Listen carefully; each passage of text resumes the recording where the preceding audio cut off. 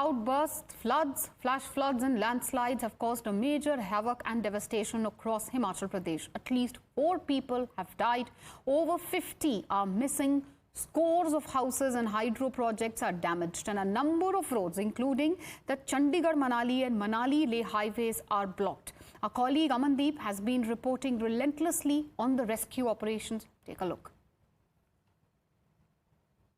Search and rescue operation is being continued, and in fact Indian Army is using the ropeway to get down to the in this gorge when there is a no way, when there is a no route, when there is a no path to step down into the river to launch the rescue and search operation. Indian Army is using their ropes to land their troops down in the streams and in fact to search the missing 33 people. From yesterday till now, a lot of search operation, extensive search operation is being launched by Indian Army, by ITBP, CISF, Himachal Pradesh Police, NDRF, SDRF and other civil defense forces also. Just because from this location, it is almost 1.5 to 2 kilometers, Samej village, where the cloudburst reported. And in fact, from there till 84 kilometers, the search and rescue operation is being launched by the different forces in the different parts and the different patches also. Just because 33 persons are still missing here in Shimla's Samej village in Rampur,